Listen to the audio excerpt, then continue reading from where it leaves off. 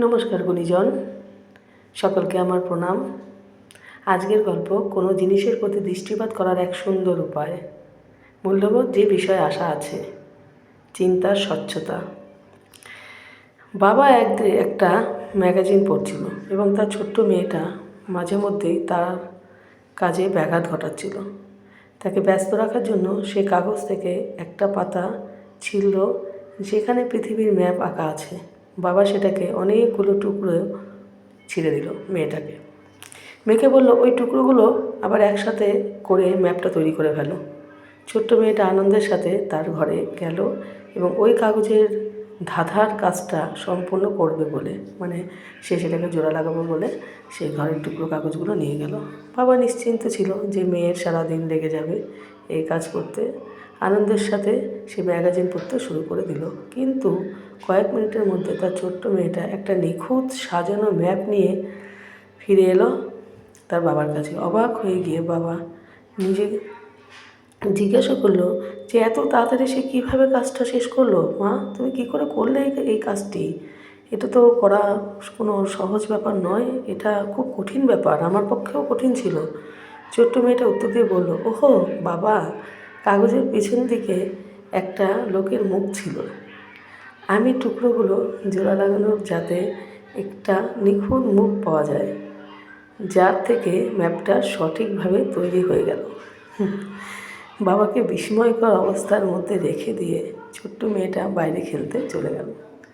আসলে বাবা সেদিন ওই ম্যাপটাকে দেখেছিল, ম্যাপটাকে টুকরো করে দিয়েছিল, ভেবেছিল এটাতে জোড়া লাগানো অসম্ভব। কিন্তু ম্যাপটার পিছনে যে একজন মানুষের মূর্তি ছিল সেটা কিন্তু বাবা দেখেনি, সেটা মেয়েটা দেখেছে।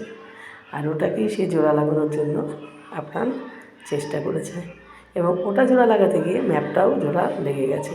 তো এর থেকে আমরা কী শিক্ষা পাই? পৃথিবীতে আমরা যে অভিজ্ঞতা অর্জন করি সবসময় তার একটা অন্য দিকও থাকে। যখন আমরা কোনো প্রতিযোগিতা অথবা বিস্তারিত বিভ্রান্তকর পরিস্থিতির সম্মুখীন হই, একজনের প্রয়োজন সেই অন্য দিকটাকেও লক্ষ্য করা। সমস্যাটার সমাধান করার যে একটা সহজ উপায় আছে সেটা দেখে আমরা অবাক হয়ে যাব। কারণ আমরা মানুষকে কখনোই বুঝতে চাই না। আমরা সামনের মানুষটাকে সামনে দেখে যেটুকু বুঝি তাকে আমরা কী করি, ভুল বুঝে ফেলি। কিন্তু মানুষটা কেন করলো তার পেছনেও কোনো কারণ থাকতে পারে, সেটা আমরা কখনোই খুঁজে দেখি না এবং কখনো সেই মানুষটার জায়গায় নিজেদেরকে দাঁড় করিয়ে আমরা ভাবি না যে হ্যাঁ, এটা তো ভুলও হতে পারে। সুতরাং আমাদের প্রত্যেকের উচিত ভুল বোঝার আগে মানুষটাকে ঠিকঠাক বিচার করা, তার জায়গায় নিজেকে রেখে সেটাকে বোঝা।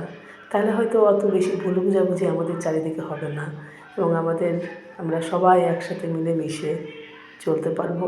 ভুল বোঝাবুঝি যত কম হবে মনের দূরত্বও তত কম হবে, আর ভুল বোঝাবুঝি যত বাড়বে তত দূরত্বও তৈরি হবে। যার জন্য পৃথিবীর মানুষ এখন খুব একা।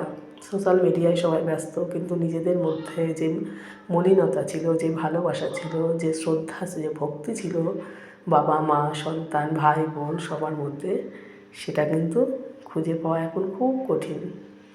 তাই আমরা প্রত্যেকের উচিত অন্তত পরিবারের সদস্যদের মধ্যে বন্ডিংটা ঠিক রাখার জন্য প্রত্যেকের জায়গায় নিজেদেরকে বসিয়ে ভাবা উচিত। কখনো বিনা কারণে মাকে বাবাকে ভাইকে বোনকে ভুল বোঝার কোনো মানে নেই, কারণ তারা সবাই আমাদের আপনজন, আমার ভালোর জন্যই তারা ভাবে।